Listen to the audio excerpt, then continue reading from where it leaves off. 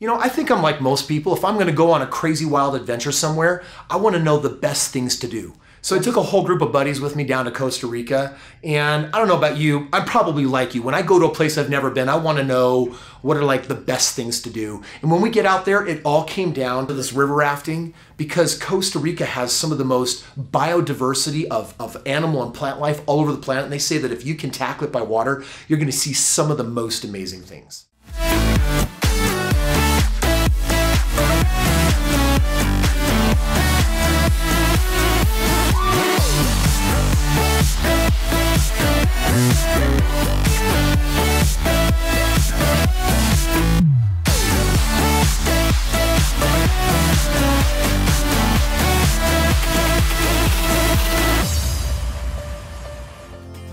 When visiting another country, if I ever have a chance to do whitewater rafting, at least something more like Class 3 rapids on up, I'm gonna pounce on it. Whitewater rafting is so much incredible fun.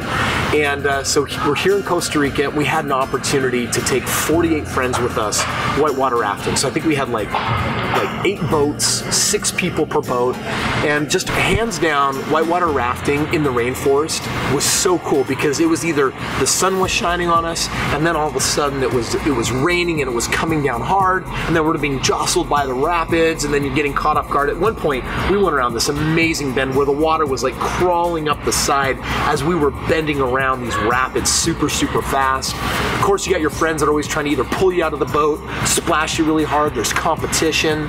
It was just a really great, amazing, fun day filled with some incredible energy. And amidst all that, you've got your guide that is either saying, stop, go, go, stop, stop, you know, row, row, row, you know, trying to keep you safe, having you maneuver the rapids. But in between it all, had a chance to really check out the wildlife. And in Costa Rica, they've got 6% of the world's biodiversity here, which means at every turn you've got some species of bird, or you've got a sloth, or you've got some creature before your eyes that you're checking out.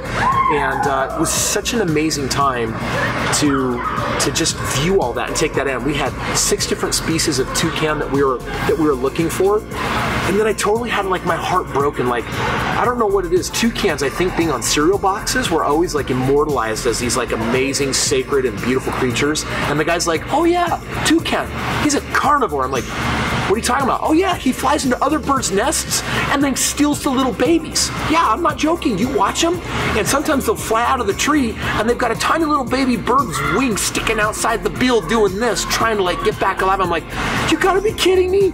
Toucans are predators? That's kind of sad. Anyway, I forgive my guess. So they got some gnarly, massive iguanas here, and one of the things that was interesting is it's mating season. Maybe it's mating season all year round in the jungle, but you've got this massive male iguana that's turning all orange, and the guys are like, yeah, he's getting ready. He's got the females up in the tree, and I guess they turn all bright orange when it says, hey, you know, bow chicka wow wow. And you got like these dragonflies that were flying all around, connected to each other. But even just, there was excitement even just getting to the white water, because we had to cross this massive suspension bridge. We had to go, they only had 10 people on the bridge at a time because it was really, it was very, very wobbly. And as we're going across, you're out there, it's the sun, the full light of day, and you're seeing the most amazing wide-mouthed river beneath you. And when you got far enough down, we had to take these spiral staircases all the way down to the bottom.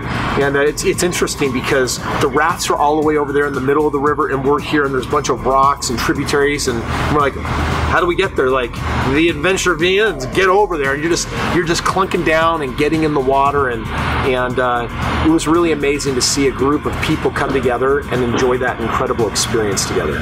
So at one point we're going into the rapids, and I don't know why, but I wound up with some of my great friends on this boat, but they're all chicas, they're all relatively small, and I'm sitting in the front of the boat, and our boat seems to be behaving really weird because we quickly get stereotyped as the crashing boat. I think that our weight may have been off with its distribution or whatever, and we come nailing into the side of this bank after we are crashing through these rapids, and the boat nearly flips over. I almost fall out. I lost my paddle. I've never done that before. I'm like, yeah, I'm an experienced whitewater guy, I just lost my paddle. we had the raft in front of us actually was crashing into the sidewall, was turned up sideways, and they looked like they were gonna flip.